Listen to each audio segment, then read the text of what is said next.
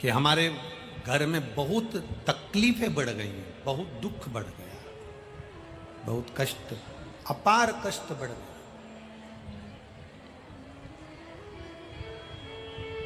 बहुत दुख हमारे जीवन में बहुत बढ़ गया है। तो शिव पुराण कहती है कभी मौका मिले एक बेलपत्र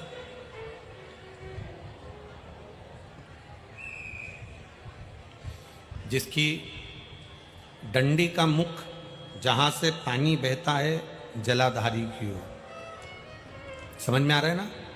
जहां जलाधारी हो और जलाधारी में जहां पानी बह रहा हो,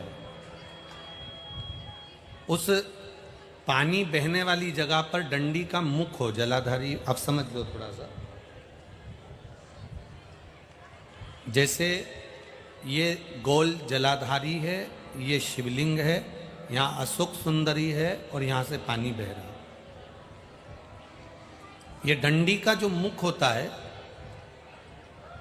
उस डंडी के मुख को अशोक सुंदरी वाली जगह पर नहीं, बिल्कुल जहां से पानी नीचे बहता है बस वहीं इस डंडी का मुख हो, पत्ती का मुख महादेव की ओर। और एक बेलपत्री जिसकी डंडी आप जब शिव जी को समर्पित करें तो बीच वाली पत्ती का मुख आपकी ओर हो और डंडी का मुख पीछे की ओर, डंडी का मुख पीछे की ओर, पत्ती का मुख आपकी ओर। महाराज शिव महापुराण की कथा कहती है किसी भी 12 महीने में शिवरात्रि आती है, 12 महीने शिवरात्रि आती है, किसी भी एक शिवरात्रि पर, किसी भी एक शिवरात्रि पर अगर आप भगवान शंकर के मंदिर में जाकर ये 2 बेलपत्री समर्पित कर कर दोनों जगह पर पंचजल, मतलब जो कलश आपके पास में है, पानी का लोटा, जल का पात्र जो आपके पास में है, तो यहाँ जो बेलपत्री आपने इस ओर जल पानी बह रहा इस ओर रखी, यहाँ पर भी 5 बार जल उसी कलश में से 5 बार जल यहाँ पर, और उसी कलश में से 5 बार जल जो शिवलिंग पर आपने बेलपत्र रखी है समर्पित करिए वहां पर। ऐसे 5 बार इधर और 5 बार शिवलिंग पर जल समर्पित कर कर अपने जो दुख हैं, अपनी जो तकलीफ है, अपना जो कष्ट है, बहुत तकलीफें जो हमें आ रही है, बहुत। एलईडी चालू करिए बाबू, एलईडी चालू करिए, एलईडियां चालू करिए। जो तकलीफें हमें आ रही है हम वो बाबा से कहकर, बाबा से प्रार्थना कहकर, अगर वो जल दोनों जगह पर एक शिवरात्रि को, 12 महीने शिवरात्रि आती है, किसी भी शिवरात्रि को हम जब जल समर्पित करें और बाबा से प्रार्थना करें तो ये निश्चित है एक शिवरात्रि पर करते हैं, अगली शिवरात्रि जब आती है तो बाबा आपके दुख को, आपके कष्ट को मिटा ही देता है, ये निश्चित है।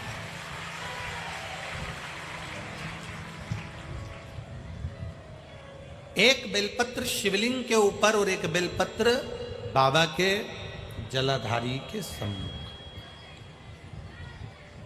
अशोक सुंदर वाली जगह पे नहीं, अशोक सुंदर वाली जगह तो बीच में रह गई, पर थोड़ा आखिरी कोना, आखिरी कोना समर्पण करा। शिव कथा कर रही है, मान लो आपका अगर विश्वास दृढ़ है, भरोसा पक्का है, जैसे अभी आपको कथा में कहा कि मन आपने अगर शिव को दे दिया है, दिल भगवान शंकर को दे दिया है और विश्वास अगर पक्का हो गया है और आपने वो जल समर्पित किया है, तो ये निश्चित है अगली जो शिवरात्रि आएगी उस तक बाबा आपके दुख को, कष्ट को काट ही दे। पर विश्वास के साथ फिर निवेदन करेंगे, जल भी चढ़ाओ तो विश्वास के साथ, बेलपत्र भी चढ़ाओ तो विश्वास के साथ, धतूरा भी चढ़ाओ तो विश्वास के साथ, एक पुष्प भी अगर समर्पित कर रहे हो तो विश्वास के साथ करिएगा, भरोसे के साथ करिएगा। मैंने तेरे ही भरोसे बाबा, तेरे ही भरोसे हवा बिच मुड़ती जावागी बाबा, डोर हटो छठी नाम कटी जावागी भोले मैं तेरी पतंग। एक विश्वास के साथ आगे बढ़िए। 12 महीने शिवरात्रि आती है। किसी भी शिवरात्रि पर 5 शिवरात्रि ऐसी ले लो हर महीने आती है, जिस घर में बहुत क्लेश मचा होता है, बहुत ज्यादा क्रोध, पति पत्नी का झगड़ा हो रहा है, सास बहू का झगड़ा हो रहा है, आपस में बहन भाई का झगड़ा हो रहा है, देवरानी जेठानी का झगड़ा हो रहा है, जिस घर में बहुत ज़्यादा मात्रा में क्लेश होता है, यदि थोड़ी सी भस्म 12 महीने शिवरात्रि आती है, 12 महीने शिवरात्रि आती है, थोड़ी सी भस्म किन्हीं भी 5 शिवरात्रि पर थोड़ी सी भस्म, भस्म तो बनाना आप लोगों को आती है ना, भस्म कैसे बनाते हैं? तो कहा जो गाय का जो गोबर होता है, जिस पे हाथ ना पड़ा हो, मतलब गाय ने गोबर किया और वो गोबर सूख गया, अलोनी गोबरी। एक होती है गोबरी जिसको गोबर को लाए थापा और गोबरी बनाई, कंडा बनाया, और एक होती है अलोनी गोबरी, मतलब गाय ने गोबर करा, फोटा करा और वो गाय का गोबर वहीं पड़े पड़े सूख गया, जंगल में, वन में, रोड पर पड़ा हुआ मिल जाता है सूखा, उसको लाओ, गाय के गोबर को सूखा हुआ उसको जलाकर, उसकी भस्म जलाकर जो राख बने, उस राख को कपड़े के 4 भाग कर कर उस पर अच्छे से उसको छान कर जो भस्म तैयार होगी, उस भस्म को किसी भी शिवरात्रि पर 5 शिवरात्रि ऐसी ले लो हर महीने आती है, थोड़ी सी शिवजी को चढ़ाकर वो भस्म अपने पास में डब्बी में इकट्ठी कर लो। मात्र 11 से 12 दिन तक वो भस्म शिव पर चढ़ी हुई 5 शिवरात्रि की भस्म यदि दरवाजे पर थोड़ी सी भी लेपन कर रहे हो, उस घर में क्लेश हो ही नहीं सकता। धीरे धीरे क्लेश समाप्त होता चलेगा, धीरे धीरे क्लेश समाप्त होगा, प्रेम बढ़े, स्नेह बढ़ेगा। पुराण की कथा, गर्ग संहिता, स्कंद पुराण, पद्म पुराण, लिंग पुराण, कुर्म पुराण, नारद पुराण, ब्रह्म वैवर्त पुराण, नरसिंह पुराण, ये सारी चरित्र वेदव्यास जी वर्णन कर दिए हैं। सारी पुराणों को उठाकर देखना, केवल एक पुराण ऐसी निकलेगी जिस पुराण को सारी पुराणों में सब वर्णन करते हैं, पर एक पुराण शिव महापुराण की कथा केवल ऐसी है कि भगवान शंकर और पार्वती दोनों जजमान बनकर तुमरुका जी कथा कर रहे हैं और शिव पार्वती यजमान बनकर बैठकर कथा सुन रहे हैं। पूरी पुराणों को उठाकर देख लेना, किसी पुराण में यह नहीं लिखा कि भगवान जजमान बने हैं। हर पुराण में लिखा है कोई राजा जजमान बन गया, कोई ऋषि जजमान बन गया, कोई साधु बन गया, कोई तपस्वी बन गया, कहीं कौआ बना, कहीं गरुण जी बने, कहीं कोई बना, कहीं कोई बना। पूरी पुराणों को उठाकर देखिए, कोई ना कोई यजमान बना है। केवल शिव पुराण का यजमान मेरा महादेव बना है। और बाँचने वाले तुमरुका जी है। तुमरुका जी कौन? जो शंकर का परम भगत हो। शिव पुराण बाँचने के लिए शंकर का गुणगान करने वाला, शंकर का उपासक, शिव पर पूर्ण भरोसा करने वाला होगा। और आप अगर शंकर पर भरोसा करने वाले के सम्मुख में बैठकर शिव महापुराण की कथा सुन रहे होगे तो आपके भीतर भी भरोसा जाग जाएगा और आप भटकोगे नहीं। जिसके पास सोना होता है वो सोना देता, जिसके पास चांदी होती वो चांदी देता, जिसके पास कपड़ा होता वो कपड़ा देता, जिसके पास में जो होता वो देता है। शिव पुराण बाँचने वाला शंकर का कोई विश्वास उसके हृदय में होगा तो आपको विश्वास देगा। अगर विश्वास नहीं होता तो आप भी इतनी मात्रा में बैठकर कथा को श्रवण नहीं कर पाते। एक माँ ने लिखा है अपनी भाषा में कि गुरुजी,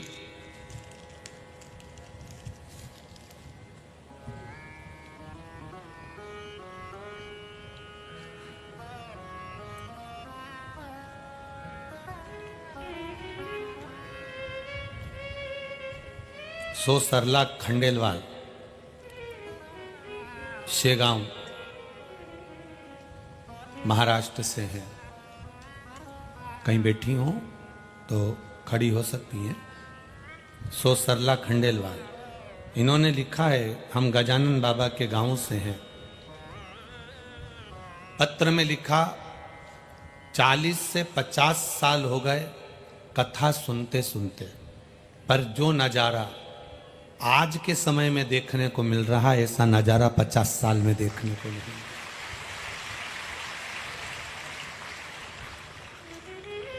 लाखों भक्त आते हैं और जितने लाखों भक्त आते हैं उनके साथ में जो भक्त आता है वो अपने बैग में कुछ ना कुछ लेकर आता है और खिलाकर जाता है। ये नजारा किसी कथा में नहीं। सुनते हैं शिव पुराण का, ना तो कहीं अनाउंसमेंट होता है, ना कोई ऑटो घूमता है, ना कोई रिक्शा घूमता है, ना कोई पर्चा बांटा जाता। उसके बाद भी लोग लाखों की संख्या में पहुंच जाते हैं। ये एक आश्चर्य वाली बात है। खंडेलवाल बहन, आपने बहुत भाव से लिखा, आपका विश्वास है इसमें। एक कंट्रोल रूम भी हो जिसमें हम अपने क्रोध का कंट्रोल करें। कोप भवन नहीं चाहिए जिसमें आप गुस्सा करें, कंट्रोल करने वाला भवन चाहिए।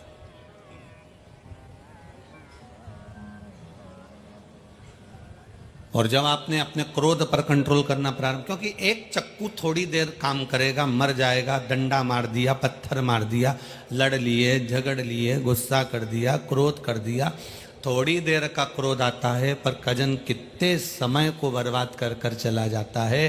पूछो घर वालों से, तुमने तो चक्कू मार दिया, तुमने तो जरा सा क्रोध कर दिया। अभी मुरैना में आपने टीवी पर देखा होगा, एक परिवार का विवाद हुआ था। केवल बगल वाली ने कचरा उठाकर पास वाली के वहां पर झाड़ू से डाल दिया, उधर वाली ने कचरा बीनकर इधर डाल दिया,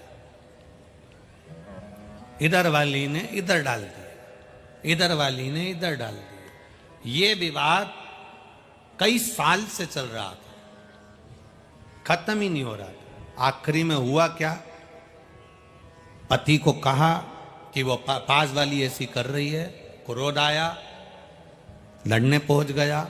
पत्नी ने अंदर से ले जाकर बंदूक दे दी और उसने धड़ धड़ धड़ धड़ 6-7 लोगों को मार दिया।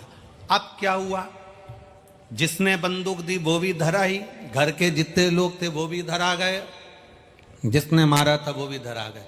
क्रोध कितनी देर का आया था, मात्र 10 मिनट का क्रोध था और ये पूरा परिवार आज जेल में बंद होकर अब सजा का इंतजार करेगा कि कितने साल भोगना पड़ सकता है। कितनी देर का क्रोध था, थोड़ी सी देर का, उस पर हम कंट्रोल नहीं कर सकते।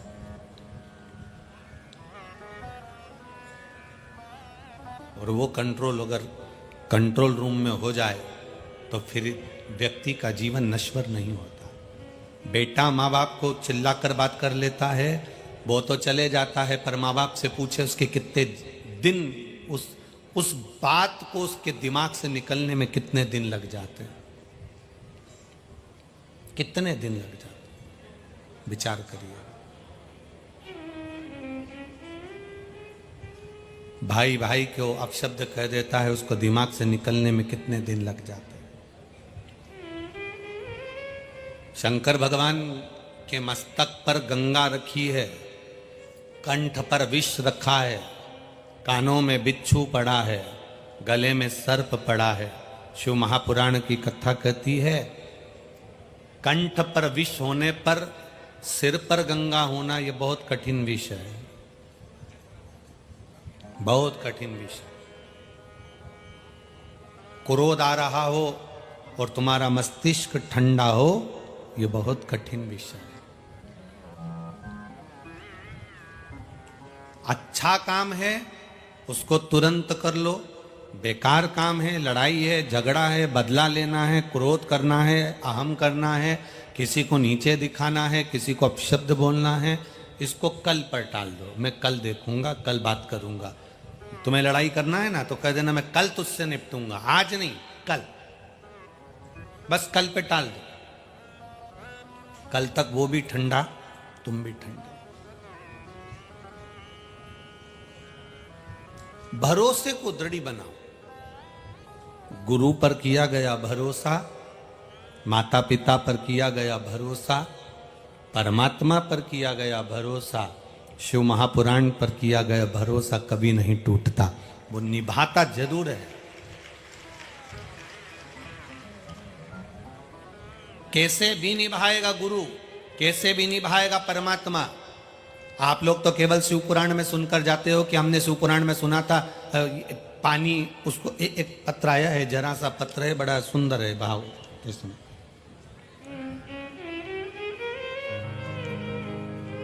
मैं प्रेम सिंह बेस वाशिंग से हूं, मेरा मोबाइल नंबर ये है। कहीं बैठे हो प्रेम सिंह जी तो हाथ हिला सकते हो। मेरा नाम प्रेम सिंह बेस है, मैं वाशिम, मेरा मोबाइल नंबर ये है।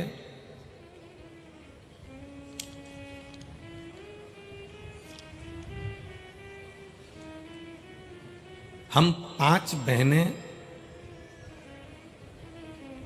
हम कथा पंडाल में बैठ कथा सुनते हैं और कथा सुनने आए। 3 मई को गुरुदेव, हमारी बड़ी बहन आ रही थी पर उनकी बहू की डिलीवरी हुई। 3 मई को जब बहू की डिलीवरी हुई तो बच्चा ने जन्म लेने के बाद आंख नहीं खोली। 3 तारीख निकल गई, 4 तारीख निकल गई, 5 तारीख निकल गई, 6 तारीख निकल गई, पर आंख नहीं खोली बच्चे। डॉक्टर ने कहा यदि आंख नहीं खुलती है तो ऑपरेशन करना पड़ेगा। तभी हमारी बहन रो रही थी और हमने उससे इतना सा कहा, तू क्यों रो रही है? किसी को, घर के व्यक्ति को शंकर जी के मंदिर भेज दे या कोई दूसरे को भेज दे। दीदी रो मत, शिव मंदिर में भेज, 1 लोटा जल चढ़वा। मैंने कथा में सुना है सारी समस्या का हल 1 लोटा जल चढ़वा। उस जल को ला, बच्चे की आंख में लगा। अभी हम घर नहीं आए, हॉस्पिटल में, तू लगा तो 1 लोटा जल चढ़वाना प्रारंभ करा, जल को आंखों में लगाना प्रारंभ करा। 20 मिनट के बाद, आप ही ने लिखा है क्या पत्र? आप लोगों के यहां से आया है? दोनों हाथ हिला दो ऐसा। 20 मिनट के बाद 3 दिन से जो नेत्र नहीं खुले थे, डॉक्टर ऑपरेशन का बोल रहे थे, 20 मिनट के बाद बच्चे ने आंख खोल ली, केवल जल लगाते। अब ठीक है, बच्चा आंख खोल रहा है पूरा, ठीक है, बैठिए। श्री शिवाय नमस्तुभ्यं। 3 दिन से जिस बच्चे ने आंख ना खोली, डॉक्टर ने सब कुछ लगाकर देख लिया, डॉक्टर सारा इलाज कर कर देख लिया, आखिरी में आंख के ऑपरेशन की बात आ गई। तब 1 लोटा जल में से जो जल महादेव को चढ़ाया, आप महादेव को जब जल चढ़ाते हो तब इस शिव पुराण पर भरोसा कर कर चढ़ाते हो कि मैंने सुना है कईयों का काम हुआ है, तेरा भी होगा। और उसके घर वालों ने तुम पर भरोसा करा और 1 लोटा जल चढ़ाकर आंख में लाकर जो लगाया, आंख 20 मिनट में खुल गई, ऑपरेशन की जरूरत ही नहीं पड़ी। जो 3 दिन से नेत्र नहीं खुले जन्म के बाद, वो नेत्र बाबा खोल दे। यहां आप आए हो कथा सुनने के लिए, और जितनी कथा आप लोग टीवी पर सुन रहे हो, मोबाइल पर सुन रहे हो, आस्था चैनल पर सुन रहे हो, पंडाल में सुन रहे हो, आप विश्वास के साथ सुनो। बार बार आपके पास भी समय नहीं कि आप पंडाल में आ सको, और बार बार हमारे पास भी समय नहीं कि हम अकोला बार बार आ सके। वो तो कहीं कोई पुण्याई होगी, बाबा की कृपा होगी, करुणा होगी, तो ये कथा करवाई।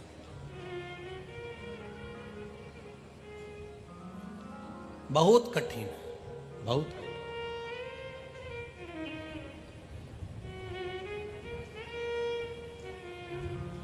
आप जब भगवान की भक्ति में डूबे तो विश्वास के साथ डूबे। गुरु पर किया गया भरोसा, माता पिता पर किया गया भरोसा, शिव महापुराण पर किया गया भरोसा, मेरे देव अधिदेव महादेव पर किया गया भरोसा, तुम्हारे मरते दम तक नहीं टूटेगा। ये विश्वास मान कर चलो, भरोसा नहीं टूटेगा।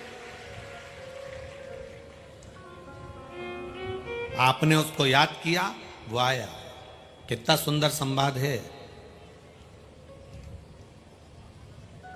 आश्रम में एक माता रहती है, और वो मां जल भरने जा रही है, और छोटा सा बच्चा दूध दूध पीने वाला आश्रम में गुरु जी से कह देती है मां, गुरुदेव बच्चे को मैं झोली में सुलाकर जा रही हूं, ध्यान रखना, मैं पानी भरने जा रही हूं। बच्चे को झोली में सुला दिया। संत गुरु से कहा, गुरु से कहकर वो माता जल भरने चल दी।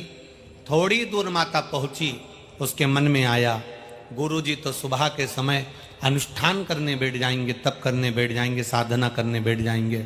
मेरा बच्चा अकेला झोली में पड़ा रहेगा, वो रोएगा, गुरुजी ध्यान नहीं दे पाएंगे। कोई हिंसक पशु पक्षी आ गया, मेरे बच्चे को खा गया तो दिक्कत हो जाएगी। गुरुजी के आश्रम में वो माँ वापिस दौड़ कर चली गई, दौड़ कर गई। गुरुजी अपने साधना में लग गए, इसने अपने बच्चे को उठा लिया और जल भरने चली गई। अब बच्चे को साथ में लेकर झोली में बांधकर जल भरने चली।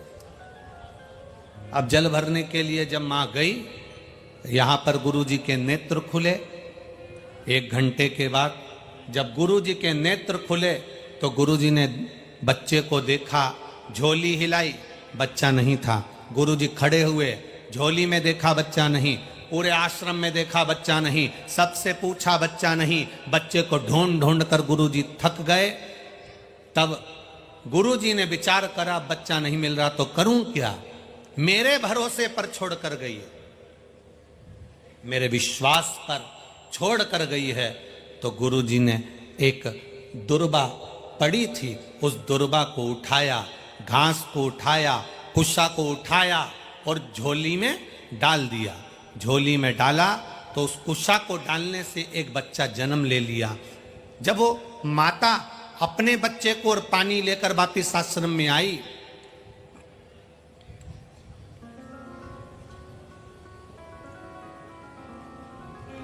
तो आते से ही उस माता ने उस झोली में देखा तो एक छोटा सा बच्चा सोया था। माता ने गुरुजी से पूछा, गुरुदेव मैं तो अपने बच्चे को लेकर चली गई थी, फिर ये झोली में बच्चा कहां से आ गया? इतने में गुरुजी ने कहा, तू मेरे विश्वास पर, मेरे भरोसे पर मुझको कहकर गई थी, और मैंने जब उठकर देखा बच्चा नहीं था, इसलिए मैंने ये कुशा डालकर इस बच्चे को जन्म दे दिया। वो कोई दूसरी नारी नहीं थी, माता सीता थी, जिनके झोली में एक बेटा लव पहले था, और जो कुश से पैदा हो गया उसका नाम कुश था। विश्वास, गुरु पर अगर भरोसा करा है, शिव पुराण पर भरोसा करा है, तो कहीं से भी करेगा, कैसे भी करेगा। गुरु को लगा कि बच्चा नहीं है, तो उन्होंने बच्चा कुश से बना दिया, दुर्बा से बना दिया, डाब से बना दिया, पर बच्चा सामने ला दिया, क्योंकि तुमने भरोसा उस गुरु पर करा है। अगर तुमने भरोसा शिव महापुराण पर करा है, भगवान शंकर की कथा पर करा है, शिव भक्ति पर करा है, जिस मंदिर में जल चढ़ाने जाते हो, एक लोटा पानी चढ़ाने के लिए जाते हो, उस शिवलिंग पर आपने भरोसा करा है, आपने कुबेरेश्वर धाम पर भरोसा करा है, भगवान शंकर की कथा पर भरोसा करा है, महाकाल राजा पर भरोसा करा है, आपने राजराजेश्वर पर भरोसा करा है, गजानन महाराज पर भरोसा करा है, स्वामी समर्थ पर भरोसा करा है, तो तुम्हारा वो भरोसा टूटेगा नहीं, वो टूटने देंगे नहीं, ये निश्चित है। आप भरोसा दृढ़ क्यों नहीं बनाते? आप विश्वास दृढ़ क्यों नहीं करते? कई लोग आएंगे आपके पास में आकर कहेंगे हम सब कुछ कर सकते हैं, हम पर विश्वास करो, हम पर भरोसा करो। कोई आएंगे कहेंगे आपसे श्री शिवाय नमस्तुभ्यम बोलने से कुछ नहीं होगा, ये मंत्र जपो, वो मंत्र जपो, ऐसा करो वैसा करो, तो उनसे भी कह देना हमने शिव महापुराण की विद्येश्वर संहिता में लिखा हुआ देखा है, श्री शिवाय नमस्तुभ्यम कहने वाले का केवल मुख का दर्शन कर लिया जाता है तो हजारों अश्वमेध यज्ञ का पुण्य फल प्राप्त हो जाता है। और आप कह रहे हो कि श्री शिवाय नमस्तुभ्यम नहीं जपना चाहिए, तो शिव महापुराण की विद्येश्वर संहिता में क्यों लिख दिया? वेद व्यास जी ने क्यों वर्णन कर दिया? किस लिए वर्णन कर दिया? श्री शिवाय नमस्तुभ्यम का मतलब होता है हम भगवान शंकर को प्रणाम करते हैं, नमस्कार करते हैं, उनको प्रणाम करते हैं। और प्रणाम नमः शिवाय का मतलब भी होता है कि हम तुम्हें नमन कर रहे हैं।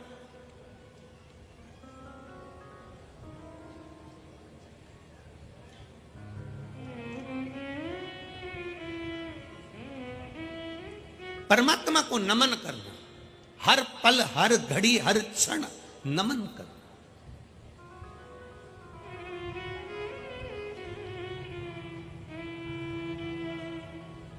बहुओं से निवेदन है, अपने मायके जाओ ना, सास को नमन कर कर जाओ, सास तुम्हें 500 का नोट जरूर देगी, पक्का। तुम्हें नहीं देगी तो तुम्हारे बच्चों को देगी। कहां जा रहा है? नानी क्या ले, ये 100 रुपए ले, ले ये 50 रुपए ले। बोलो जी जी सही है कि गलत है? सास देगी।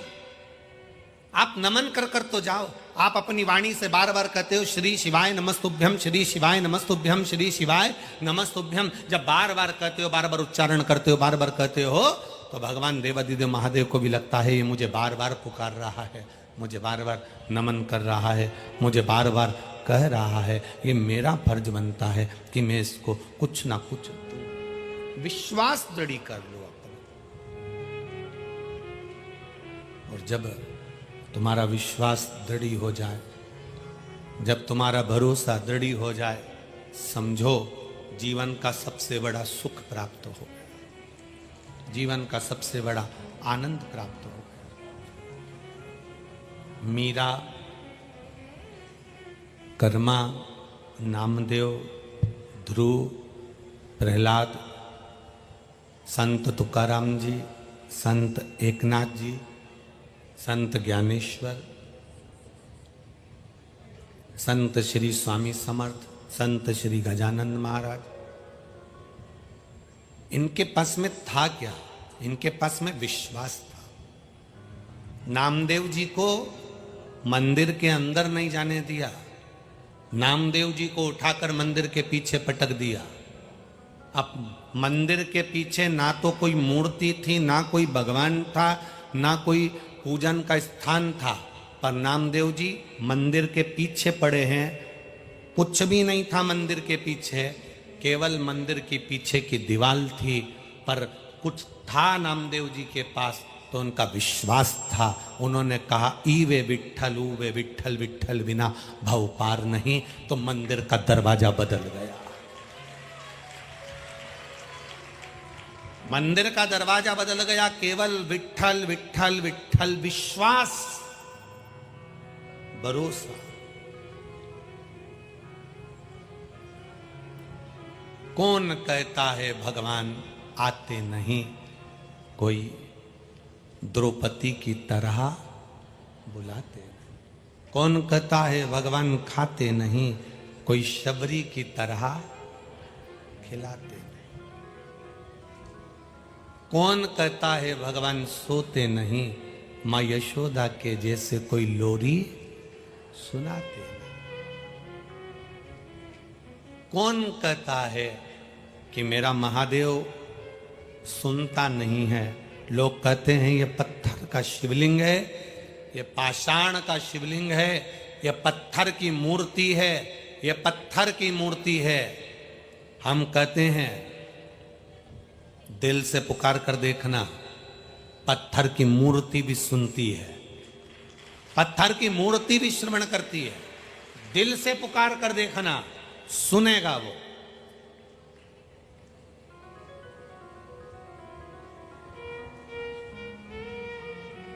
एक बूढ़ी मां की कथा बड़ी सुंदर है महाराज। एक बूढ़ी मां, उसके पास में छोटे से लड्डू गोपाल थे, छोटे से लड्डू गोपाल। उनकी सेवा करती थी वो, स्नान करा देती, कपड़े पहना देती, अंगवस्त्र से पोंछ कर इत्र लगा देती, सुंदर मुकुट कांचनी श्रृंगार आदि कर देती, मुकुट आदि कांचनी वगैरह लगाकर श्रृंगार कर देती, फिर राजभोग रख देती, भगवान को दर्पण दिखाती, राजभोग रख देती। अब उसके मायके में शादी आ गई। उसने अपनी बहू से कहा कि मुझे मायके जाना है बेटा, और मेरे घर में लड्डू गोपाल की सेवा है, ठाकुर जी की सेवा है, क्या तू कर लेगी? बाहर का ना बढ़ा के अंदर का बढ़ा। मेरे घर में लड्डू गोपाल की सेवा है, अपने घर में, क्या तू कर लेगी? मां क्या करना है बताओ, क्या करना है आप मुझे बता दो, क्या करूं, क्या करना, बोलिए। मां ने कहा 3 बार ताली बजाकर भगवान को उठा लेना, उनको थाली में बिठाकर स्नान करा देना, उनको थाली में बिठाकर स्नान करा देना, और स्नान कराकर अंग वस्त्र से भगवान को पोंछ देना, फिर इत्र लगाना, फिर कपड़े पहनाना, फिर उनको मुकुट कांचनी लगाना, फिर मुकुट कांचनी लगाकर जब पूरा श्रृंगार हो जाए दर्पण दिखाना, दर्पण दिखाए भगवान मुस्कुरा दे, तब भगवान को भोग लगाना। ठीक है मां, फिर राजभोग करा देना, भोग लगा देना। ठीक है मां, ऐसे ही करूंगी, पक्का। आप मैं जाऊं? हाँ जाओ। सास चली गई, बहू सुबह उठी, उठकर उसने बहू ने 3 बार ताली का नाद किया। बहू ने 3 बार ताली का नाद किया और 3 बार ताली का नाद कर कर बहू ने भगवान को उठाया, स्नान कराया, इत्र लगाया, वस्त्र पहनाए, श्रृंगार करा। बाद में सास ने कहा था दर्पण दिखा देना, भगवान मुस्कुरा दे, तब राजभोग धरा दे। अब इसने दर्पण दिखाया, भगवान को कांच दिखाया, दर्पण, और ये विचार करने लगी भगवान तो हंसे ही नहीं, मुस्कुराए नहीं। इसका कहने का मतलब सास का ये नहीं था कि भगवान हंसेंगे, उसका मतलब था कि दर्पण दिखाओ तो भगवान मुस्कुराते हैं। अब इसको लगा कि भगवान तो मुस्कुराए नहीं, तो मैं राजभोग कैसे धराऊं? मुझे लगता है भगवान की सेवा में कोई कमी रह गई। अब इसने भगवान के फिर वापस कपड़े उतार दिए, श्रृंगार उतार दिया, भगवान को वापस गादी रजाई में सुला दिया। सुलाने के बाद में 2 मिनट बाद वापस आ गई, फिर 3 बार ताली बजाई। ताली बजाने के बाद में फिर वापस भगवान को थाली में रखा, स्नान कराया, कपड़े पहनाए, श्रृंगार करा, फिर बाद में वापस दर्पण दिखाया। सास ने कहा था भगवान मुस्कुरा दे, तब राजभोग धरा देना। जो दर्पण दिखाया तो भगवान मुस्कुराए नहीं। इसको लगा मेरी सेवा में कोई कमी रह गई, इसने वापस भगवान के कपड़े उतार दिए, फिर उतार दिए, फिर भगवान को स्नान कराया, फिर श्रृंगार करा, फिर दर्पण दिखाया, भगवान मुस्कुराए नहीं। अब इसको कौन समझाए? पीतल की मूर्ति है, कोई मुस्कुराएगी क्या? ये तो हृदय का भाव होता है। सास ने कहा था भगवान मुस्कुरा, मतलब दर्पण दिखाओ तो भगवान मुस्कुराते हैं, ये सास के सहज भाव था, पर भगवान नहीं मुस्कुराए। इसने वापिस कपड़े उतार दिए, फिर सुला दिया। सवेरे 7 बजे से भगवान को बार बार निला रही, श्रृंगार करा रही, दोपहर की 3 बज गई। भगवान भी मन में सोच रहे, निलाई निला रही है, खिला तो कुछ भी नहीं रही है भगवान को भी। 35वीं बार ये भगवान को स्नान करा रही थी, श्रृंगार कर रही थी। श्रृंगार कर कर भगवान को जो दर्पण दिखाया, भगवान पीतल की मूर्ति में से 2 दांत निकालकर मुस्कुरा दिए। पीतल की मूर्ति में से 2 दांत निकालकर मुस्कुरा दिए। और मुस्कुराकर भगवान को लगा जब तक हंसूंगा नहीं तब तक ये खिलाएगी नहीं, बहुत देर से नीला ही नीला रही है। भगवान मुस्कुराए और तुरंत अब उस बहू ने कहा ठाकुर जी से, इतनी बार नहाए तुम अब मुस्कुराए? भगवान के तेरे नहाने से अब डर लगने लगा, इसलिए अब कुछ खिला दे। भगवान ने भोजन किया। अब तो बहू प्रतिदिन भगवान का श्रृंगार करती, वस्त्र पहनाती, और वस्त्र पहनाकर जो दर्पण दिखाती, भगवान पहली बार में ही हंस देते, क्योंकि भगवान को मालूम है फिर नवा देगी, ये फिर नहलाएगी, ये बार बार नहलाएगी। इससे अच्छा है कि मैं मुस्कुरा दूं, मैं हंस दूं। भगवान फिर मुस्कुरा देते। सास आ गई। सास ने बहू से कहा, तो श्रृंगार पूजन कर रही है बढ़िया? बिल्कुल।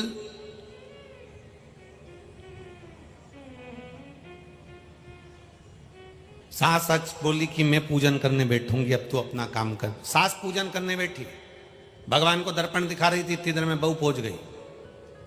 दर्पण दिखा के सास ने रख दिया और भगवान को राजभोग दे दिया। इतने में बहू ने कहा, नहीं नहीं, तुम ही तो कह के गई थी भगवान मुस्कुराए तब राजभोग देना, अभी तो हंसा ही नहीं है। सास ने कहा, पगली कोई पीतल की मूर्ति हंसती है क्या? बहू कहती, कैसे नहीं हंसती, तुम हटो।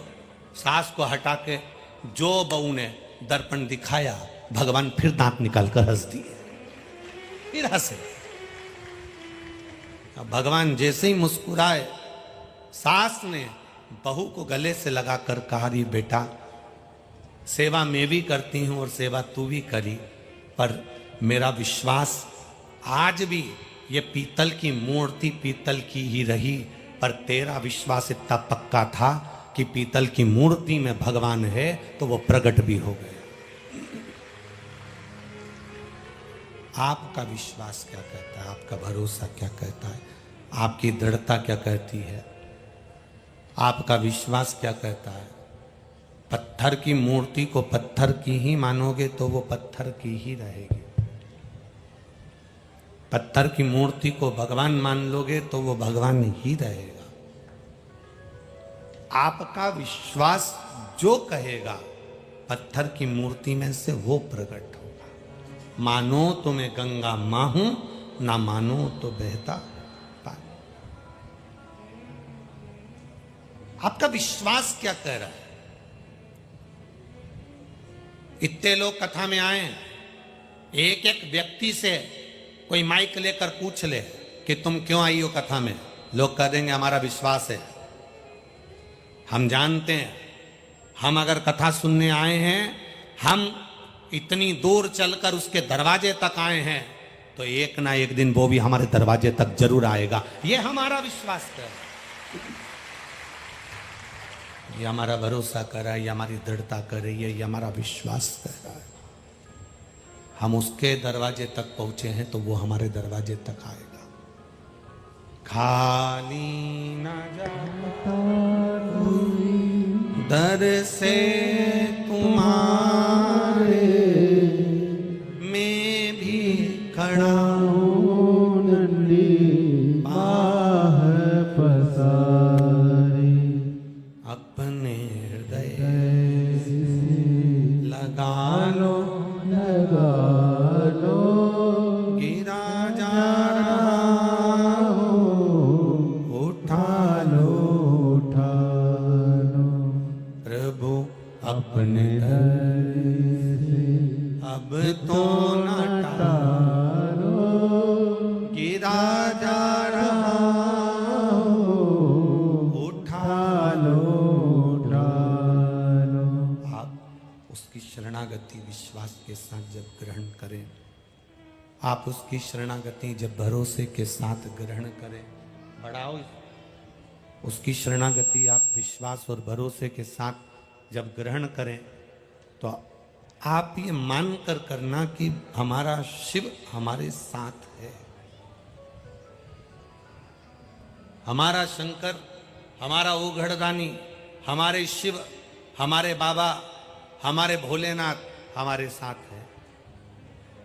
ये विश्वास होना चाहिए, ये भरोसा होना चाहिए। आप लोगों में से शिव मंदिर कितने लोग जाते हैं, जरा हाथ उठाइए। सभी जाते हो? चारों पांचों पंडाल के लोग, धर लो हाथ, वापिस रखो नीचे। क्या कहने जाते हो बाबा के? आप शिव मंदिर में जाते हो तो जो शंकर जी के मंदिर में जो देवाधिदेव महादेव बैठे हैं, जो भगवान शिव के मंदिर में भगवान देवाधिदेव महादेव विराजमान है, उसको क्या मान कर जा रहे हो? क्या कहने जा रहे हो? क्या माना आपने उसको? कौन है वो जिसके मंदिर में आप पहुंचकर भगवान देवाधिदेव महादेव के पास में जाकर एक लोटा जल समर्पित कर रहे हो? आखिर उसको आप मानते क्या? शिव महापुराण की कथा कहती है, उसको पिता मानकर, अपना पिता मानकर, अपने दिल की बात सुनने वाला, उसको बाबा मानकर, उसकी चौखट पर जाकर, उसके दरवाजे पर जाकर उससे अपनी दिल की बात कहोगे तो वो श्रवण कर लेगा। कुछ संबंध बनाओ उससे अपना। बहुत ध्यान से सुनना। समापन के दिन की कथा है, विराम दिवस की कथा है। इतनी सी भी चूक ना हो जाए। पूरे 7 दिन दिल से कथा सुनी है, जरा सा कोई बोल रहा है, चाल रहा है, कोई कुछ कर रहा है, अपना ध्यान बिल्कुल मत जाने देना। उसकी ओर निगाह लगा कर रखना और कथा में तुम्हारा चित्त लगा कर रखना। वो भी तुमको उन्नति की सीढ़ी पर लगा कर रखेगा, ये निश्चित है। भटक मत जाना। भटकाएंगे लोग, पर अपनी चित्तवृत्ति को मत तोड़ना। बहुत 7 दिन निकाले हैं तुमने और बहुत दूर दूर से कथा सुनने आए हो। अपनी बैग में भी पानी, बिस्कुट सब रखा है। सावधानी से कथा सुनो और अपने जीवन को आनंद पाओ। बहुत सावधानी से सुनो।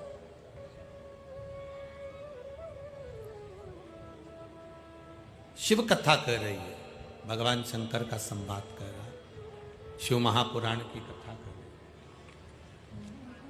परमात्मा से एक संबंध बना लो आप, बहुत जरूरी है। आप भगवान भोलेनाथ जी को अपना भाई बना लो या पिता बना लो या बाबुल बना लो या जेठ बना लो या रिश्तेदारी जो तुम बना सकते हो, गुरु बना लो, दादा बना लो, नाना बना लो। संबंध एक मेरे शंभू से बनाओ। कारण क्या होता है? मिनिस्टर से मिलने के लिए गए, आमदार खासदार से मिलने के लिए गए, तुम कोई मंत्री से मिलने के लिए गए और तुमने जाकर दरवाजे पर आवाज लगाकर कहा, वहां पर जो दरवाजे पर द्वारपाल खड़े थे, चौकीदार खड़े थे, उनसे कहा जाकर कह दो बिमला बाई आई है। आमदार खासदार निकल के आएगा क्या? जम के बोलो, नहीं आएगा। मंत्री तुमसे मिलेगा क्या? ऐसी बिमला बाई तो ना जाने कितनी आती रोज की। ऐसी बिमला बाई ना जाने कितनी आती रोज की। तुमने जाकर कह दिया, बोल दो शांति बाई आई है। आमदार खासदार मंत्री, चाहे मुख्यमंत्री हो चाहे कोई मंत्री हो, वो मिलने नहीं आएगा, ना मिलेगा आपसे। बाहर से ही चलो, ऐसी बिमला बाई ना जाने कितनी आती है।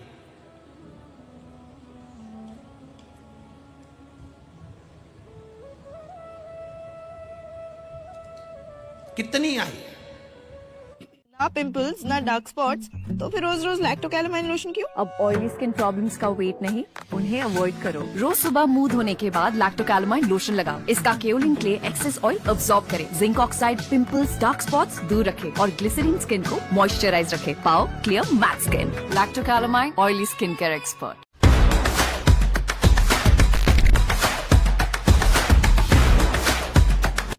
इतनी आई, चलो यहां से जाओ। इतने में तुमने कह दिया, जाकर कह दो मंत्री जी से, जाकर कह दो विधायक जी से, जाकर कह दो सांसद जी से, आमदार खासदार से बोल दो, मंत्री जी से जाकर बोल दो कि उनके मौसी की लड़की आई है बिमला, जा बोलो तो जरा जाके। और जो इतने में किसी ने अंदर जाकर कहा कि साहब तुम्हारी मौसी है ना जो यहाँ रहती है इचल करेंजी में या वासिम में रहती, उनकी लड़की आई है बिमला। इतने में अंदर से खबर आई, जाओ लेके आ जाओ उनको, वहां बिठा लो, अभी मैं मिलता हूं। अब रिश्तेदारी थी तो आमदार खासदार भी मिल लिए, रिश्तेदारी थी तो मंत्री भी मिल लिए, रिश्तेदारी थी भले दूर की थी पर रिश्तेदारी थी तो कोई ना कोई तुमसे मिल लिया। अगर रिश्तेदारी नहीं होती तो धक्का मारकर निकाल देते, धक्का मार। ऐसी ही रिश्तेदारी हमें हमारे बाबा से बना लेना है। क्यों रिश्तेदारी इसलिए बना लेना, जब हॉस्पिटल में कोई बीमार पड़ता है, बहुत सारे लोग बीमार पड़ते हैं हॉस्पिटल के अंदर, बहुत मरीज आते हैं हॉस्पिटल के अंदर। क्या पूरे अकोला के लोग घूमने हॉस्पिटल में रोज मरीज को देखने जाते हैं क्या? बोलो जम के बोलो रे, नहीं जाते। वासिम के हॉस्पिटल में ढेर सारे आए, अमरावती के हॉस्पिटल में ढेर मरीज आए, तो क्या पूरे अमरावती के लोग मिलने जाते हैं? नहीं। अमरावती के हॉस्पिटल में, वासिम के हॉस्पिटल में, अकोला के हॉस्पिटल में कोई मरीज आया और उसका कोई रिश्तेदार यहाँ अकोला में, वासिम में, अमरावती में रहता है, तो वो रिश्तेदार हॉस्पिटल में मिलने जाता है। बोलो सही है कि गलत है? बोलो बोलो जम के बोलो। रिश्तेदार मिलने के लिए जाता है। उसी तरह हमारा शंकर भगवान से अगर कोई संबंध हो गया और हमारे ऊपर कोई दुख आ गया, कोई तकलीफ आ गई, तो हमारा रिश्तेदार भी हमसे मिलने जरूर आएगा, ये निश्चित है।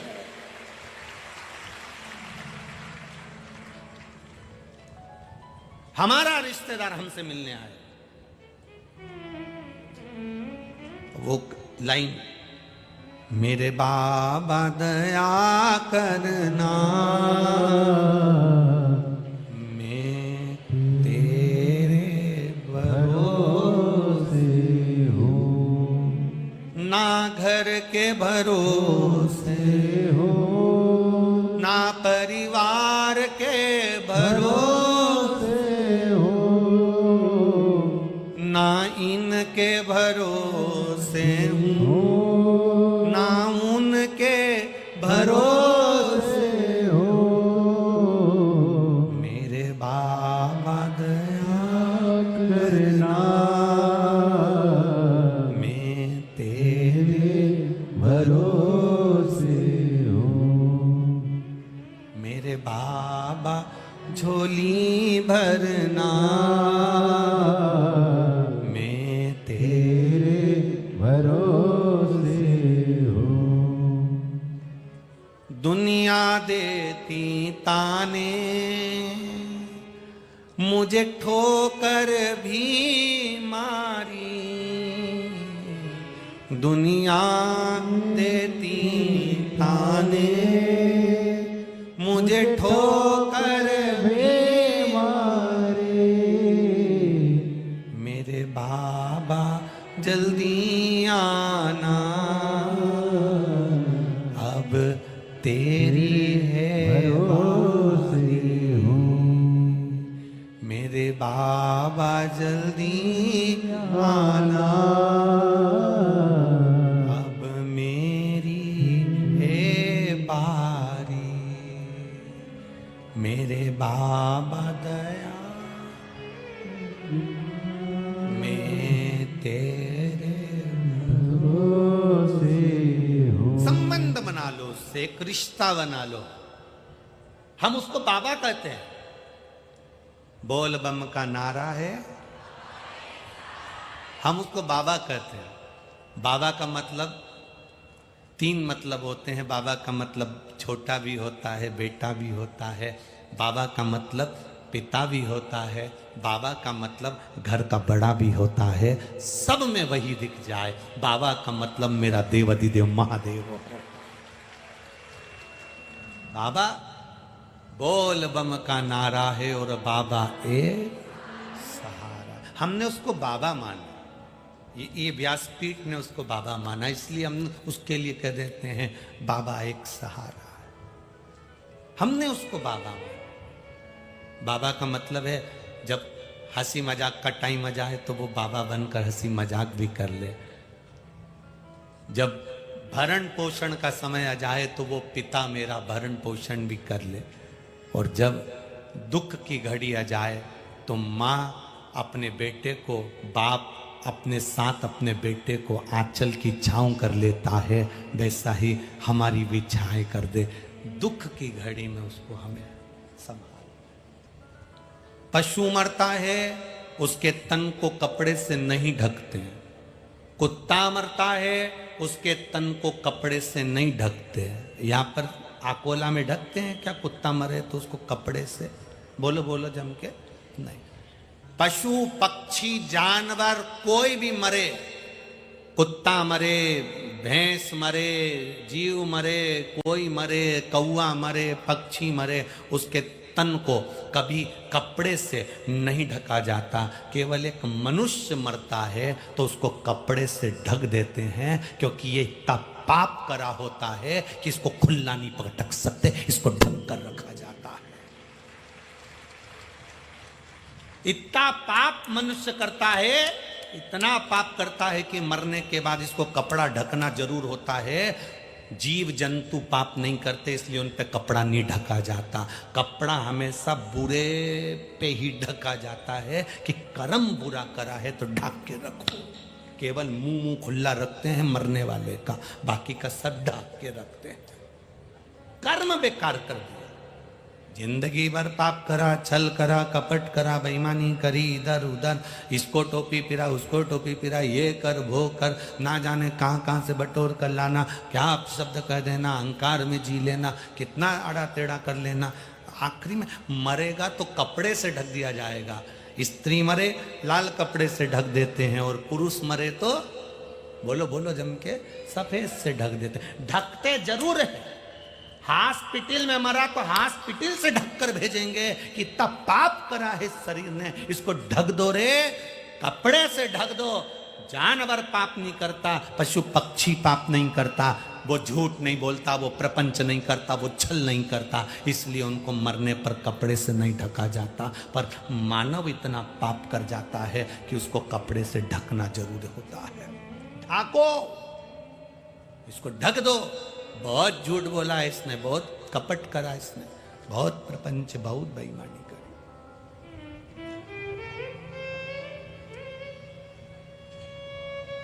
राम राम जपना और पराया माल, मुख में राम और बगल में छुरी, ये श्रेष्ठता है। ढक दो इसको। मानव के शरीर को कपड़े से ढका गया, जीव जंतु जानवर के शरीर को नहीं ढकते, क्योंकि वो पाप नहीं करता, गलत कृत्य नहीं करता। शेर खुद का शिकार करता है, मांस खाता है। शेर कभी घास, बोलो बोलो जम के, नहीं खाता। खरगोश गलत चीज नहीं खाता, मांस नहीं खाता, केवल शाकाहारी। हमारे यहाँ पशु पक्षियों को देखना, जो शाकाहारी है वो शाकाहारी रहता है मरते तक। जो मांसाहारी पशु है, पक्षी है, वो मरते तक मांसाहारी रहता है। केवल एक मनुष्य ही ऐसा है, ये कभी भी कुछ भी खा जाता है, इसका ठिकाना ही नहीं है। आधे समय मांसाहारी रहता है, आधे समय शाकाहारी रहता है। जो मिल जाए उसे निपटा जाओ। अब जरा विचार करिए कि ये पशु पक्षी अपने नियम से जीते हैं। मांसाहारी पशु पक्षी मांसाहारी रहेगा और शाकाहारी शाकाहारी रहेगा। केवल एक मनुष्य ऐसा है, ये कभी भी कुछ भी खा सकता है। जो मिल जाए निपटा जाएगा।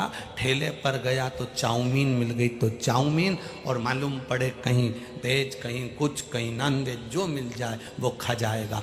बस चले तो ये आदमी को पूरा निकल जाए, बस चले तो लोगों की पूरी प्रॉपर्टी निकल जाए, बस चले तो पूरा वैभव निकल जाए। ये मानव है, इसको कपड़े से ढको।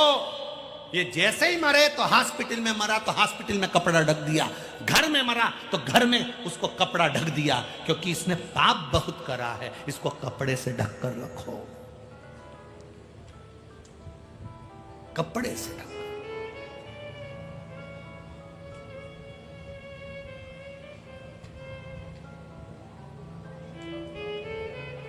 कितना पापी है मानव, कितना, जरा विचार करिएगा।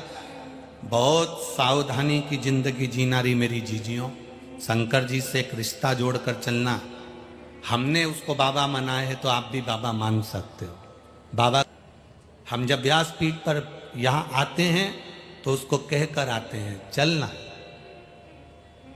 कथा वाचना है, उसको कहकर चलते हैं। यहां से जाते हैं आप तो भी उससे कहकर चलते, चल चले।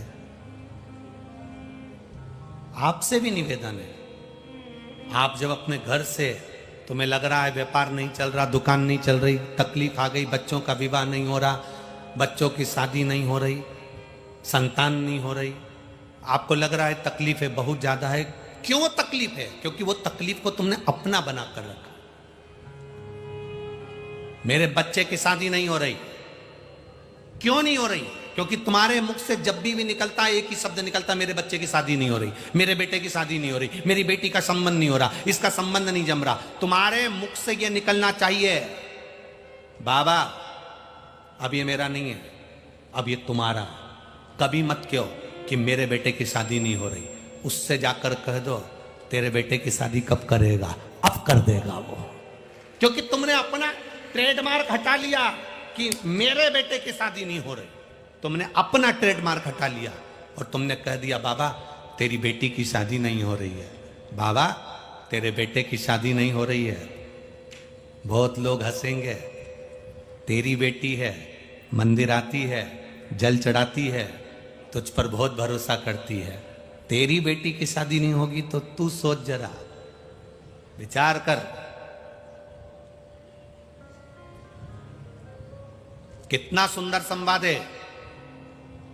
भगवान गणेश जी महाराज का हाथी का मुंह लगा है, सदानंद कार्तिकेय बहुत सुंदर हैं। पार्वती जी ने शंकर भगवान से कह दिया सबसे पहले शादी मेरे गणेश की होना चाहिए। ये पार्वती जी कह रही हैं सबसे पहले शादी मेरे गणेश की होना चाहिए। शिव जी ने कहा तो ढूंढ लो, तुम्हारे गणेश की शादी करना है तो ढूंढो। पार्वती जी ने कह दिया था सबसे पहले शादी मेरे गणेश की होना चाहिए, अब जब तुम्हारा गणेश है तो ढूंढो। पार्वती जी ने 33 कोटि देवी देवताओं की मीटिंग करी, बुलाया और बुलाकर कहा मेरे गणेश के लिए लड़की देखो। सारे देवताओं ने लड़की देखी, पर कौन पिता होगा कि मनुष्य के शरीर पर हाथी का मुंह लगा हो, ऐसे को अपनी लड़की दे देगा? आप में से कोई हो सकता है ऐसा जिसको हाथी का मुंह लगा हो? जरा सा किसी की आंख में तकलीफ होती है तो लड़की नहीं देते, किसी के हाथ में तकलीफ हो तो लड़की नहीं देते, किसी के कान में तकलीफ हो तो लड़की नहीं देते, किसी की नाक टेढ़ी हो जाए तो लड़की नहीं देते। जरा सा विचार करिए तो कौन हाथी के मुंह वाले को अपनी लड़की दे देगा? 33 कोटि देवी देवता ढूंढ ढूंढ के थक गए, लड़की नहीं मिली। पार्वती जी की आंख में जल भरा और माता पार्वती जी ने आज शंकर भगवान से जाकर कहा जिस पुत्र का तुमने सिर काटा था, जिसको तुमने हाथी का सिर लगाया था, उसकी सारी जवाबदारी तुम्हारी है, तुम्हारा बेटा है, तुमने सिर काटा था, तुमने हाथी का लगाया था, तो जवाबदारी तुम्हारी है, उसकी शादी तुम्हें करना है, तुम्हें संभालना है, तुम्हें करना है। बस इतना कहा और महादेव ने नारद जी को बुलाया और नारद जी को बुलाकर कहा, जाओ प्रजापति विश्वरूप जी की 2 कन्या है, ये मैं जो भी चीज देता हूं वो छप्पर फाड़ कर देता हूं, जरा सा नहीं देता। आपने कथाओं में देखा होगा, लोग संतान मांगते हैं तो भगवान संतान भी एक नहीं देता, 2 दे देता। जा भगवान कृष्ण ने एक एक रानी के साथ बैठकर भगवान शंकर की आराधना करी। एक रानी को 1 संतान दे देना थी, पर भोलेनाथ जी ने 11 संतान दी। 1,77,186 भगवान कृष्ण के बच्चे हुए। इतनी औलाद दे दी भगवान शंकर ने। शिव जी ने कहा, जाओ प्रजापति विश्वरूप जी की कन्या से बात करो, जाकर कहो। देवऋषि नारद ने जाकर कहा, विवाह पक्का हो गया। क्यों? पार्वती मैया अभी तक कह रही थी मेरे बेटे की शादी नहीं हो रही। पार्वती जी ने कह दिया, तुमने जन्म दिया। आप भी मंदिर में जाकर कह दो, तेरे बल पर जी रही है, तेरी औलाद है, तेरा बेटा है, तेरी बेटी है, तेरी दुकान है, तेरी बहू है, और उसकी झोली खाली है। 10 साल, 12 साल, 8 साल संतान नहीं हुई उसको। मंदिर आती है, जल चढ़ाती है, तुझ पर जल चढ़ा रही है, तेरी बहू है, तेरी बेटी है, और झोली खाली हो जाए। अभी तक तुम अपनी बहू मानते थे, अभी तक तुम अपनी दुकान मानते थे, अभी तक तुम अपनी फैक्ट्री मानते थे। अपनी फैक्ट्री, अपनी दुकान, अब उसकी कर दो। उसकी फैक्ट्री किसकी? मेरे बाबा की। दुकान किसकी? बोलते जाओ, बाबा की। बहू किसकी? बाबा। बेटा किसका? बोलो बोलो, जम के बोलो, बाबा का। बेटी किसकी? बाबा की। तो अब दुकान भी कौन चलाएगा? बाबा। माँ को ज्यादा चिंता होती है कि दादी को ज्यादा चिंता होती है? बेटे को ज्यादा चिंता होती है कि दादा को ज्यादा चिंता होती है? घर में बोलो, जम के बोलो, माँ को। लड़की की जो दादी है उसको भी बहुत चिंता होगी, लड़की की जो नानी है उसको भी बहुत चिंता होगी। का जो बुजुर्ग होता है उसको चिंता ज्यादा होती है। मेरा बाबा आपके घर का बुजुर्ग है, उसको चिंता होना चाहिए। दादी फोन लगा के बोलेगी, हमारी छोरी के लिए देखो ना, मैं जिंदा हूं ना तब तक पोती को ब्याह कर दूं, हमारी नातन का ब्याह कर दूं ना, मैं देखो ना, मेरी छोरी की छोरी है ना, उसका शादी करना है, मेरे छोरा का छोरी है ना, उसकी शादी करना है। जितनी तो माँ को चिंता नहीं, जितनी बाप को चिंता नहीं, उतनी दादा दादी को चिंता, उतनी नाना नानी को चिंता। दादा दादी जहां भी जाते हैं लड़की के लिए लड़का देखते हैं, लड़के के लिए लड़की देखते हैं। शादी में इसलिए जाते नहीं तो वो जाए नहीं शादी में, डोकरा डोकरी कभी नहीं जाते। वो जाते इसलिए हैं कि लड़के के लिए लड़की देखेंगे, लड़की के लिए लड़का देखेंगे। नाना नानी शादी में क्यों जाते? इतनी अवस्था में बूढ़ाते हैं, इसलिए जाते हैं, मेरी लड़की के लिए लड़का देख लूंगी, उस बेटी की बेटी के लिए, और बेटी के बेटे के लिए बच्चा। वो देखने के लिए जा रहे हैं। आप छोड़ो ना उस पर। बाबा मैं तेरी पतंग हवा विच उड़ती जावांगी, बाबा डोर हथों छड़ी कटी जावा